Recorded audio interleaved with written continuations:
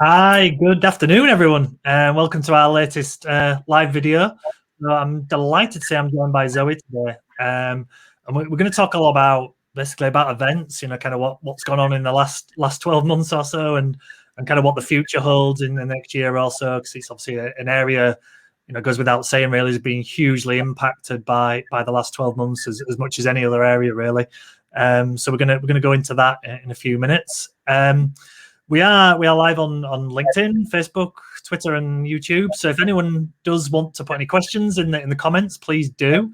We'll try to get to those and answer any comments or questions. Please, like I said, please put them in the boxes. I know a lot of people do watch this quite often after the event, after live, because it'll pop up in your feed. Again, I'm sure Zoe's happy if there's any questions for her to kind of answer them offline later. So do feel put them in, and I'll ask Zoe at the end to kind of leave some contact details as well. So yeah, that's it from me. I mean, Zoe, do you want to kind of introduce yourself first and kind of tell us a little bit about you? Yeah, definitely. Yeah, more than happy, guys. If you want to reach out to me after this, then please do. But I'm Zoe. I run a business called Fab, and we specialise within event and marketing strategy. That has evolved through the lockdown. My background is very much event management in the hospitality and corporate sector, and we had to innovate or pivot, I suppose we're all used to that word by now, and evolve, and I believe into a stronger business. And yeah, we just really want to help as many people as we can, whether that be on an events or marketing basis, as events are a marketing activity, subject to when you do them. If it's for a social capacity, it's more to do with you wanting to go to maybe get a little bit merry, celebrate an occasion maybe, but majority is a marketing activity on a B2B focus.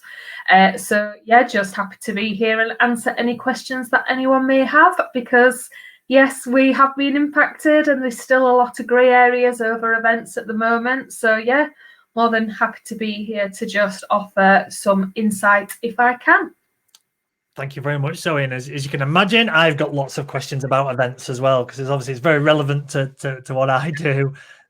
So do you want to, I mean, I don't want to go over old ground too much, but do you want to kind of summarize the last 12 months, maybe kind of generally speaking, but also for yourself as well, and kind of all the changes and the issues that's been seen in the industry? Yeah, definitely. I mean, we can only kind of take the view on how we have been impacted. We know as a sector generally how we've been impacted. Our sector has been more or less closed overnight, and we've not really had much support available out there in form of grants and funding. And the thing is, with the events, they do tend to be quite costly, and there's many things that bring an event together, so it involves many sectors. So there's a lot of people, from staffing to AV to event management to hotels to F&B. Everyone has been impacted in some way due to this pandemic. And for us, it was a shock, but I do feel we was slightly prepared for it, as much as we could be, because I'm quite anal in research. I look at events, I look at trends, I look at marketing statistics, and also with that, my clients were saying, Zoe, what is this COVID? What is this going to change our event? Can we still go ahead with our event? All of these questions were happening, and we was thinking about plan Bs right in January. Right, so if this was going to impact us, we was unable to run. What could we do instead? And that's where the Fab Strategy Service was kind of born very early on in February of last year. But still, it was a shock to sit on the bottom of my staircase on the 23rd of March and not literally have any bookings in terms of events. And I had one client, God bless her, Wendy Ward, that said that regardless, Zoe, I'm sticking with you. And we'll get through this. And my coach was, events have gone, Zoe, but your skill set hasn't. So what else can you do? So I just reached out to my network and asked what I could help them with any introductions, because we are in the same storm, but I believe we're in different boats and we've all been impacted.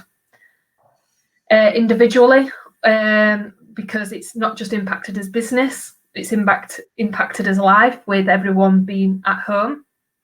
And I can only tell you from our point of view, we did lose 98% of our business overnight, literally just gone like that.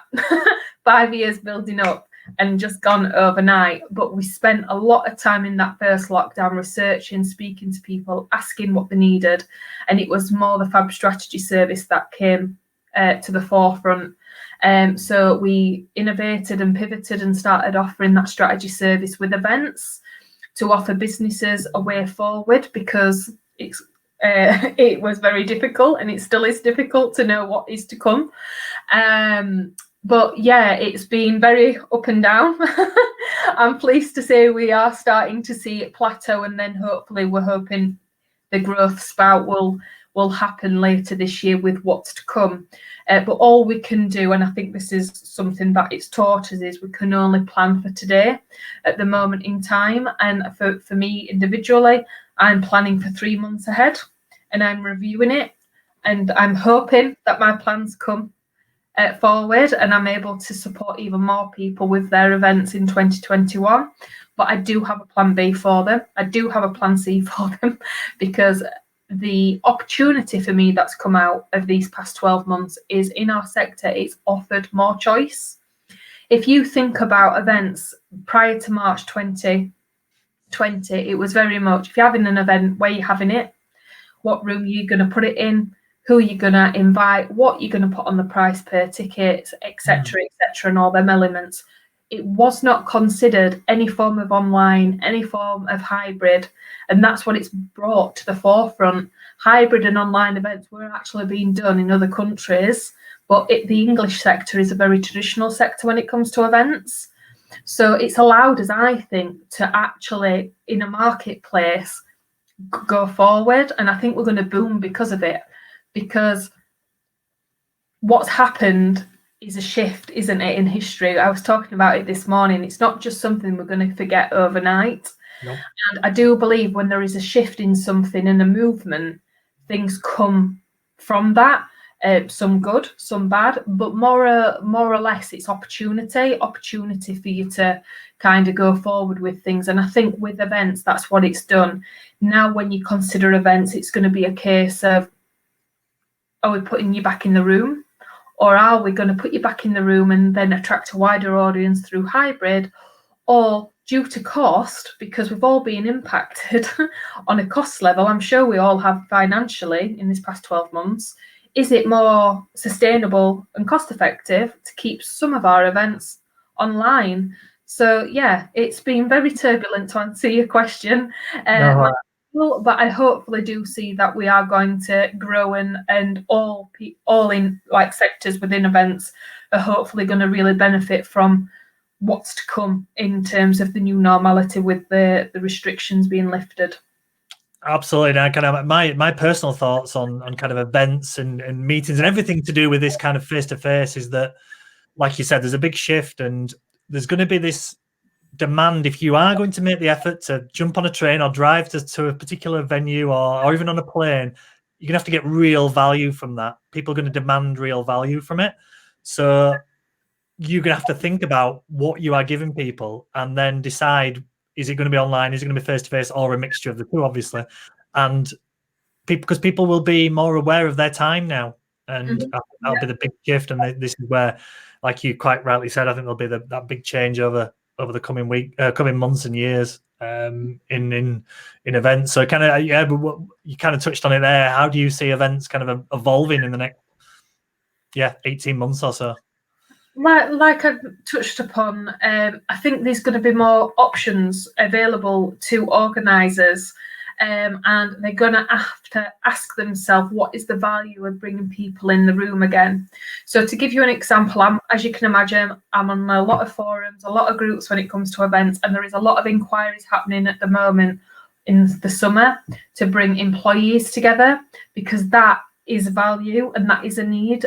For a connection point of view, bringing the team, morale point of view, mental health point of view, because the team have been broken up and isolated, and you can get a lot of value from putting a team back into a room together. So yes, I do think that that's the right thing to do. But when you're organising an event, you need to just ask yourself that question: what is the value of bringing that event into a face-to-face setting, and what lasting impression will that have, and is that going to be impacted into the business? Because one thing you're going to have to consider, especially if you're bringing people into a room on a customer facing point of view or an employee point of view, is if they want to be there. That market research is going to have to happen that didn't need to prior, because it was never in the occasion. And it might be that you have to hybrid it to begin with. And I think hybrid, to answer your question, Michael, is going to be very much in demand, definitely in the next 18 months, because it's going to offer a solution to the problem. It's going to allow you to bring that face-to-face capacity in for anyone who wishes to, but anybody who is saying no, you don't want to exclude them. So by having a hybrid option, you are going to involve everybody, and that is going to be really beneficial. You don't want to isolate anybody because they've already been isolated enough, in my opinion. So I definitely think in the next 18 months we're going to see more hybrid, and then we will come back to a form of face-to-face to full capacity, but there's still going to be that option to do something a little bit more sustainably for companies. So I don't think we're going to lose the hybrid and online aspect at all. No, I would agree, and you can see on the screen there, I've put a question there that Andy put on Facebook, which is kind of what you've answered there. You know, the kind of blend of both online and face-to-face at the same event, and you know, I believe, again, going that to what people will demand. People will demand that. They'll, you know, I'm sure there's, you know, well, I'm based up in Leeds, and there's times when I've gone to events in London. I don't think people will do much of that in the future. They'll do some of it, but they'll say, well, why can't you provide that for me to sit in my office or at my home and still get involved? And I think that's kind of the point Andy was making there. Yeah, I mean, I've had the discussion this week, and it was about somebody travelling down from Scotland, and normally they get the early train, they'd be in London. Say if they got the 5 o'clock train, they'd be in London for 11 o'clock, they'd be at the meeting for 12, and they'd probably, even on the same day, come back, but be back at home for 11 o'clock at night. That is a full day. Now, if you put in a full event in it, it's not going to be that. It's going to be something that's either a day or 2 or a 3-day journey. Put it into your diary. And what value is that for that person to come down from Aberdeen to something that they can connect into from their home? So I definitely think with Andy's question, the blend of face-to-face and hybrid is going to be quite key. And you may find that it's a 50-50 split in the beginning. And then you might start to see that it's a 60%, 40% split, with 60% wanting to be in face-to-face. Because what has happened, and I'm sure you'll agree, Michael, with any sector, is scaremongering that's been going on in the media. And some has truth in it and some doesn't. And I believe that a lot of people at this moment in time are scared because they don't know what's going to happen. We've never experienced what we've just experienced in our lifetime, and touch wood, when that's not going to happen again. But we just don't know that. So when I got asked this question last year, saying, when do you think the events will open, Zoe? And I said, the Euros or a live sporting event will kick it off, in my opinion, because it shows the media, the general public, that it is safe to go outside in a mass setting and attend a concert, a live event, whatever that be. And it'll push us forward. And when we'll see that there's no kind of mass kind of statistics that have come from previous with COVID, that will make people feel a little bit more comfortable. So it's literally going to be like we're gonna crawl before we can walk, and we're going to walk before we can run. And I do believe when we get to the next 18 months, we're going to be back into a new normality and in full swing. But it's just about going with emotions, I think, for this year. And I mean, I completely agree about the visibility of a big kind of high-profile event will be the place to start.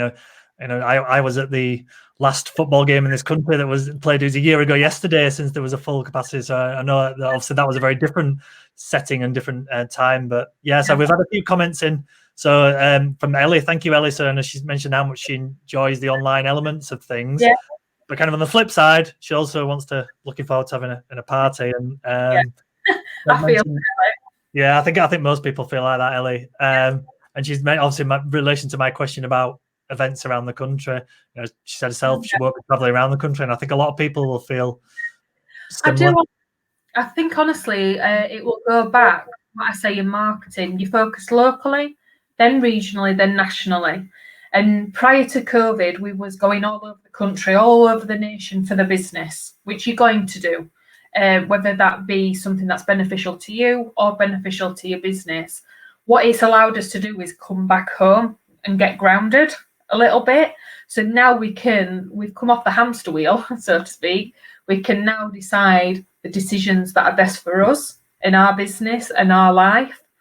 And that's a real positive, because when have you ever known an opportunity that we've had to just stop and get off the hamster wheel and kind of reflect? And 100%, I can't wait to get back to the party. Everyone that knows me and who may know me watching this live knows I do events. Of course, I like to socialize. Of course, I like to be with my family and friends and have a bit of a party and a bit of a boogie. And I think the social aspect definitely is going to be there. As soon as June comes, everybody's going to be literally waiting for them doors to open. But on an event basis, 100%, that question from an organizer point of view is going to have to be, that question's got to be asked first. What's the value about bringing people into the room, and do people want to come into the room? And if that question and that market research is a 50-50, that's your hybrid element coming in there, because it's going to be more cost effective as well. You're just spending money in other ways that's going to benefit you as a whole and your attendees. Yeah, well, actually, you touched on cost there. I've had a really interesting question in from Andy there, which I think is a really interesting point about the price points for events that are going to be, I guess, face-to-face or online, or potentially both. You know, how will that play out? Because potentially you're going to be maybe charging, I don't know, £50 to be in person or £20 online or something like that. You know, what's your thoughts on that? Well, I think there'll be more emphasis on the face-to-face price, because people who want to come into a face-to-face event really want to. Like, they are chomping at the bit to come back into that environment. So the demand is there for that ticket price.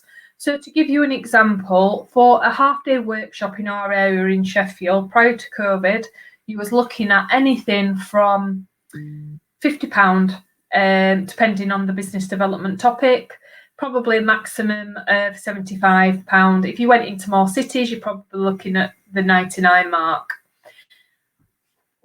I don't think that price will change, but I do think you can be more on the higher end.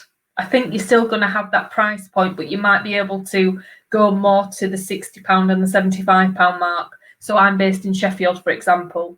In the Manchester mark, you might be able to go more towards the 100 mark. So you can go more to the higher end, because the demand's going to be there for that person who really wants that ticket to be in that room. When you look at for an online, the value is still there, but the interaction isn't. It is, but it's just different. And the experience is going to be completely different.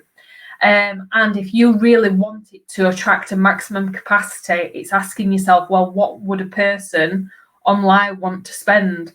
Now, I've seen online events this past year range from free up to £35-50.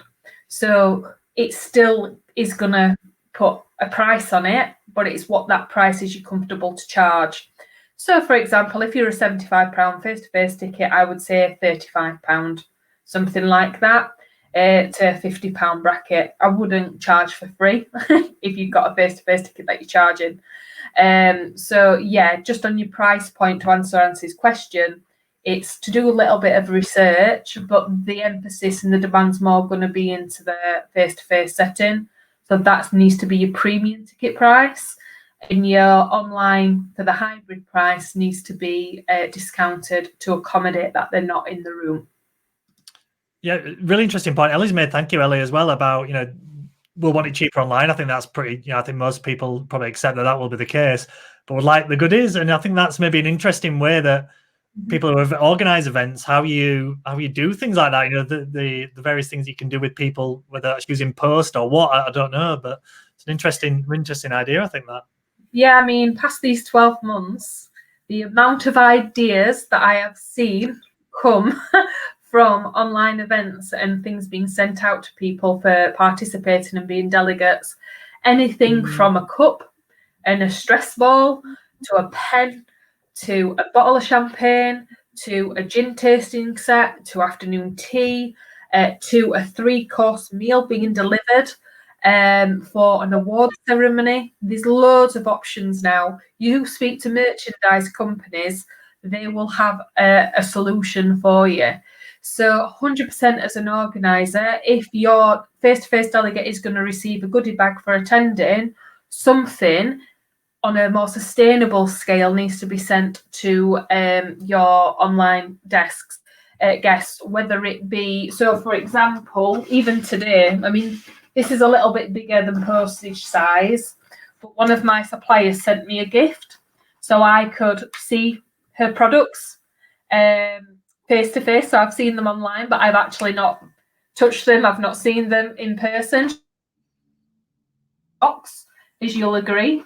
But there are some boxes half of that size that you can send out with a leaflet in, with some merchandise, a pen, a keyring, anything lightweight that can be sent through postage through the Royal Mail, so it's more affordable and sustainable for the business as well. So there's a solution for everything at the moment, because that's what COVID has done. It's been devastating for our sector, but I honestly believe for the next 18 months it's going to offer so much opportunities and really open the bar. And I honestly think even more things are going to come from this on an innovation point of view.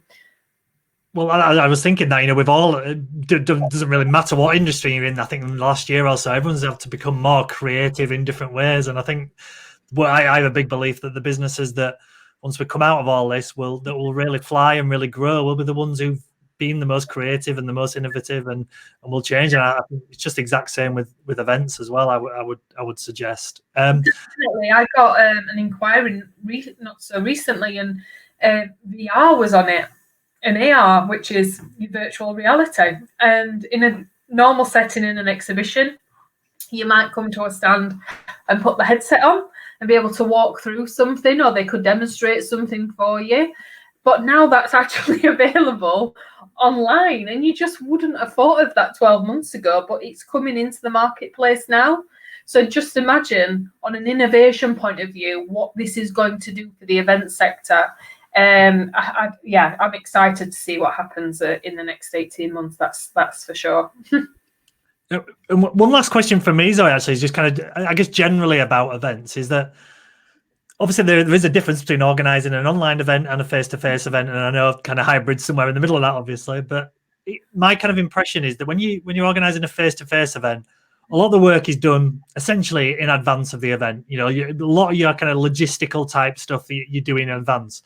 Whereas the online events, a lot of the resource needs to be ready there and then, just to react with technology and things like that, and depending on what platforms you use and that kind of thing. Is that a fair assumption of kind of the difference between the two? Yeah, definitely. I'll give you an example. I did an event in October for a client, and it attracted around 300 delegates over 3 days. Something of that size, I would at least have 6-month planning time on, minimum. Anything from 12 months to 6 months, because in a face-to-face setting, you've got to consider everyone's schedules, you've got to consider the speaker's availability, which you still have to do on an online setting. But because everything is at home at the moment, the diary kind of goes out of the window, and you can, on a delegate point of view, have it there and go in and out of it on the speaker events, but carry on with your day to day. So again, more sustainable and more efficient for the business. So you're not really taking someone out of the business, but they're also still attending. Yeah. So 100%. And I'll give you the comparison. Something like that would take me 6 to 12 months to put together for a client. That inquiry they spoke to me in January. And 6 weeks prior to that date going ahead, they told me they'd got the green light and that we was going on it. Right. And we pulled it together. We just pulled it together within 6 weeks. So that's how quick it speeds things up by putting everything online and digitally. Hybrid, probably you're going to see that it's probably going to have to be a mix between the two. So you're probably looking at a maximum of 6 month planning time. But 100% I agree with that. Just from my own experience from prior to the 23rd of March 2020 to now. Yeah, well, that's exciting to know, because like I said, you don't have to do things too far in advance, and you can be a bit more reactive to what the situation is, which is no bad thing, is it, as well?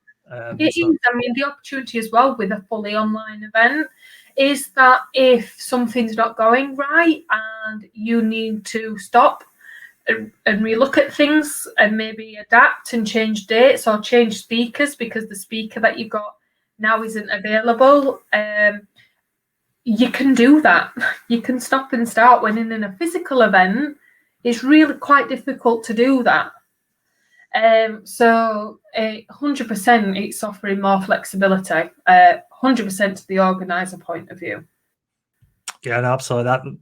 That makes sense. Thank you very much, Zoe, and thank you for answering my questions on the points that have come up as well. So the last thing for me is, if anyone wants to find out a little bit more about you, what you do, where you are, where's the kind of best places to get hold of you? So you can get hold of me on all the social media platforms.